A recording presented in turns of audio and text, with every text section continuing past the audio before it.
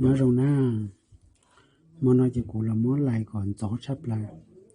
xử lý để lấy tại kia thì nó sẽ chỉ cũng món lại bé lên từ xã yuan gió xã mỗi chỗ lấy cho là kỹ năng gió là sẽ để thiết lý tao mỗi chỗ là kỹ năng gió ya xử lý nó chỉ tí li là tí cho họ ta số là chỉ ta số một đó họ chọn tu nó chỉ chủ yếu thì ý nhớ toàn sẽ chỉ bé lại lấy của lại chỉ thành ya xử lý trở lên nó của muốn lại thì mua xuân tại giờ liền này cũng mua sao được biết sao tụi lệ bé tụi lệ chua tụi lệ ý tụi lệ chí thế tụi lệ plau tụi lệ khó thì cũng mua kỹ lại rồi ạ cũng mua kỹ lại trong đó rồi ạ để nó này ạ vì giờ mua có đắt thôi là thì chỉ bắt ta cũng mua kỹ lại rồi này tại bé chua ý chí plau này ạ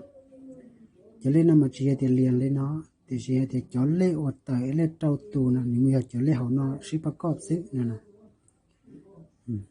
giờ thì giờ yêu chỉ lại tại lên nó chỉ nhiều cầu tù lệ nè nhiều cầu tù lệ sườn một chân tù lệ chua nó chỉ nhiều cầu tù lệ thì chỉ muốn là lên nó chỉ nhiều phải giờ bông chỉ trâu tù lệ nó xí thì mà nó lệ tại giờ thì tại chỉ thôi à chỉ có sẽ thì nó lệ tại tù lì chả lệ tại tụ plau ya tại tụ plau ta chỉ tại tụ o ta chỉ tại tụ chi ta chỉ tại tụ ý chỉ ra cái tại tụ chi rồi chỉ ra cái tại tụ bé rồi sẽ tôi thì nó lệ tại chỉ lệ tí tại tụ nó ya lệ tí tại kia cháu đó sẽ chỉ nhục bên lệ chủ yếu thì chỉ muốn tụ chua nó sẽ này ya sẽ tôi thì như bữa linh ya còn ta là chủ yếu biết sẽ thò sẽ ya nhà cái sẽ thò gì nhưng ấy nhưng trâu lại thì sử dụng nhà dùng mông chỉ cho thế dùng mông chỉ cho thì dùng thế thọ chỉ trâu thế dùng mông cho nó chỉ theo dùng trâu áp biết tôi sẽ là chỉ là trâu thế vậy thì nó cũng cho biết được cái là lại đó nè tất cả chỉ là lại đó của mỗi chỗ lê và nó than và nó tại kia nó chỉ là lại xử lý từ lê và nó mà nó tại kia lê plau lê họ lệ chí lệ ý đặc lệ chí lệ bé nè chỉ bé muốn lại sẽ vì vật tại tụi đã chỉ một tuần đây plau o trâu chí o xả chí ý trâu chí bé gì trâu bé trâu xa có bé plau trâu xa có bé đặc hay plau trâu có o là bé trâu gì có plau là chỉ thế nào plau là gì plau bé là xa chỉ bé là gì gì xa là cậu chi là trâu cái xa cậu chi là trâu thì nó trâu thiết trâu nó chỉ là chắc cậu là vì cậu o trâu là cậu o chỉ thì nó có một im bộ o nó này tụi lệ bé chỉ cho lên một số tại số tuần thế là sự ngót tuần thế nó chỉ là tụi lệ bé tụi lệ ý tụi lệ o thiết tụi lệ trâu họ có một trở lên nó chỉ có một thắt tròn thì nó nữa tụi lệ bé gì ý một o một bé hả tụi lệ ý chỉ là mỗi tụi nó tụi lệ o chỉ mỗi tụi nó tụi lệ trâu chỉ là mỗi tụi nó nè tụi nó thì mà tụi nó thiết đó tụi nó lấy tụi nó thiết ít từ giờ mấy từ sẽ là tao giờ thì tụi nó nịt trái giờ chủ yếu tụi nó thiết thì sẽ ở tụi nó thiết ít tụi lệ giờ mấy tụi nó sẽ chỉ tin là bé móc còn nó lại là một chuyện này tao plau tụi lệ nè lại chuyện này tao plau tụi lệ là chỉ tin là bé họ làm thì tao non gì sẽ tao bị tụi lệ làm gì khó nó tao nó mà có yếu rồi tao sau bắt mà đi plau chi ngọt hoặc tại vấn đề là có thể là bón thì trở lệ á biết là sau ngọt bắt mà đi thì sau khó vậy trâu xa chua trâu chi chua này là mùi ạ trâu xa chua trâu chi chua ta chỉ o chua chua sồn trâu gì ta chỉ sồn trâu ý sồn chi ta chỉ gì plau plau chi trâu ta chỉ plau o chi ý chi bê có là một khả năng thịa đồ lê thịa nè sẽ trở lê ở 1% tại nếu bóng 100% tụ nên sẽ để sai của lại lên nó chỉ nên sẽ ý lưu chính cái xe là sẽ ở lưu chính cái xe là sẽ bê lưu nên sẽ đầu một đó tôi chỉ nên dùng cái xe thì thầu cái chỉ nên lại nên là nên bảo lại lần đó xử lý thì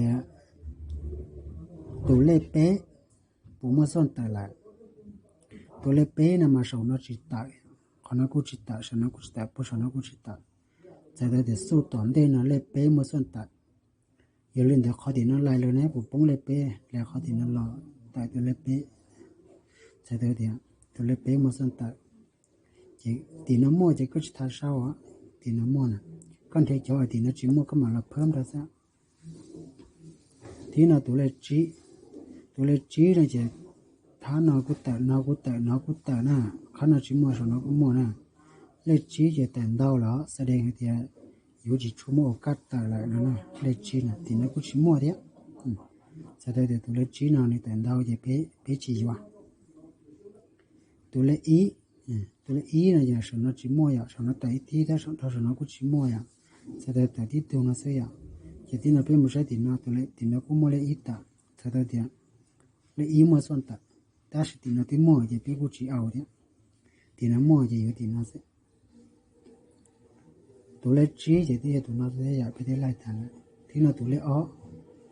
ó trên đây nó cũng chỉ mua ya số nó cũng mua ít tụ ya sẽ tới thì mua ó tụ nó sẽ ya tan đủ để lên là thế thì nó thì mua son ta là thế chỉ bé chỉ ao thế sẽ tới thì nó mua son ta thì nó là tụ lê plau nó mới ít tụ nó mới ó tụ ta sẽ số nó chỉ mua lại ya số nó chỉ mua lại sẽ tới thì tụ lê plau nó nếu mua cái là chỉ cho percent nè chỉ cho percent là tụ lê plau nó nếu mua cái tận gì cho thì nó ya chỉ còn nó mà nếu sẽ đợi nếu mua cho là lại chỉ là cũng chỉ bảo hay à cũng cả liền chỉ biết làm chuyện gì thế lấy cũng chỉ ta này nó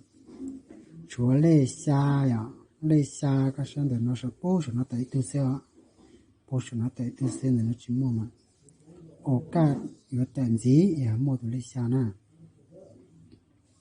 tụ lấy xa thì tụ lấy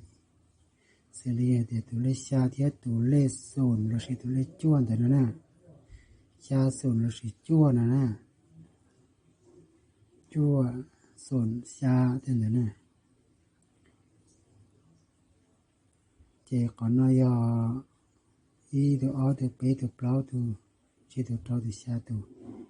bé mất sẽ bé giờ trâu từ xe giờ thì bé mất từ chua bọt chế chỉ bé giờ từ xa bé mất từ chua bọt chế chỉ bé từ sụn giờ bé mất từ sụn bọt chế chỉ bé giờ từ chua cho làm gì cái thì xa thì sao thì nó cũng chỉ là số bây giờ xa chua kia bây giờ thì sẽ xa chua kia xa chua bé ý o trâu nè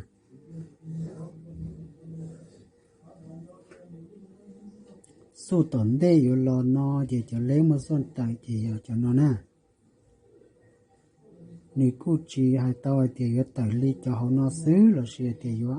bây giờ tại lì tu sáng đầu họ nó chỉ mua lần gì còn nó có hai chỉ tàu này vì thế lên nó chỉ tại tại số lên nó người ta chỉ mất số nó sai à ta chỉ mà phải lại li nó chỉ nếu mua sa mà bao cho li chỉ cho tại một bộ lại mua tê rau chỉ nó có bao cho li sai cho một bộ lại hay thì cho lên tại nhiều tại cho tiêu thì sẽ khó qua bé chỉ bao chỉ họ thì bé chỉ bao thò mà sẽ vậy họ thò nữa nó chỉ bé nhiều mà muốn suy nhiều lúc bằng sự thò nè họ biết lại tàu nó biết chỗ lại tàu cho leo thì nó mới xuân tại sao chỉ là nó biết mà lên nhưng mà muốn thò nhớ nhưng muốn thò nhớ nó trở nhớ cho mong nó vì vậy sản cụ thò là cụ thứ đó thò cho tao nó cụ thứ vô chỉ tao thế à thế mà cho leo vô lại tàu nó chỉ những một percent là thì ít tàu lấy cho vô lại nó xuân đau này nhá chỉ là tàu có một thò chỉ có nhon trống thì có sống mất trâu tủ lên nó cho là một thò ok kia này nhá trâu tủ lên nó thò ok kia gì thế rồi nhiều chỉ cho ta lên đấy ạ, ta chỉ có sai này có gì mất tụi non thọ tụi tiêu của si mỗi lần bao tụi bảo là chỉ thu bảo thọ ý thanh ở đó khác đó quá, ta chỉ có thọ không mất bao chỉ thu là thọ khác đó quá lên đấy này ạ, còn mà cụ bị chế sao, lấy ai chạy vào tại, chạy lấy họ cụ lại là cụ mua tới rồi tại lấy cụ lại là cụ mua ạ, bị chế thì có mua tụi xa, tụi bé, tụi ý tụi o rồi thì tụi trâu nó này vậy bị gì thì có mất trí tụi nó nè có mất trí tụi nó chỉ có mất cho là một sự sập xón chỉ có dùng mất tụi tiêu ở tụi là của tao vậy có dùng mất tụi in ở tụi bỏ là chỉ có dùng mất tụi nó ở tụi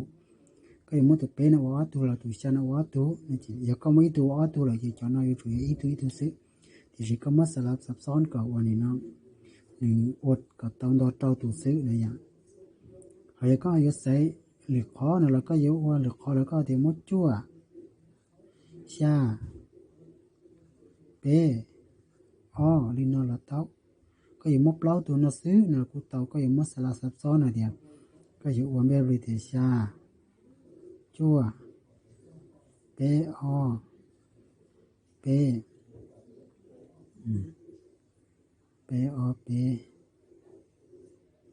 chỉ tin là chỉ bao tu là chỉ yêu chút ta không mấy tu chua là tu sáng gì à cái thì chua nữa sao giờ bao tu sẽ mà yêu chút một ở tu sĩ thông bao tu nó mà yêu chút một ở tu sĩ thông thì một trâu tu họ giờ trí tu nó chỉ yêu chút một ít tu sĩ thông sẽ vì lý thì giờ có mua bé sáng ý nó chỉ yêu chút một điều ở trâu chỉ yêu chút ta cái ở nè chỉ thế là yêu chút một ở tu sĩ thông lên nó chỉ có chuyện này nằm kia mình lên nó sẽ vậy khi mình lên nó sẽ như chỉ mua hay có mua cho mua và cuốn mua đào khỏi vậy hồi giờ có thể lại lên đào tụi nó là chính là thò nó là có thò bé tu sẽ là tàu có sai ở tu là sẽ bé tu nó cho là thò sẽ là tàu vậy thì sự cuốn này trái để khó và tụ thái này chỉ cuốn này trái chỉ giao cho tụi nó bao tu tụi nó nè bao tu tụi nó chỉ cũng lại tại tụi nó là chỉ cũng nét chạy để cho nó yêu cho thái thì chỉ mà nó cũng chỉ 100% thì chỉ mà yêu giờ percent đâu họ cho tụi nó tụi xa đi tụi chua nó chỉ có số là tụi nó lo có số cho số nó lo thì nếu 1% nữa tại tụi tư này vậy thì lại tụi ở tụi nó làm gì cho tụi nó nữa nè nên nó thì sẽ ta chính cái gì là cô xong rồi đó cô là tao vậy cô tự lấy về ép cô mất cho ra đấy cái video này nói vậy thì lần thì sai bỏ nó chỉ bắt sẽ để share bắt đi tạm tiếc nên thì giờ bỏ cô lại cho số số lại tuần đây vậy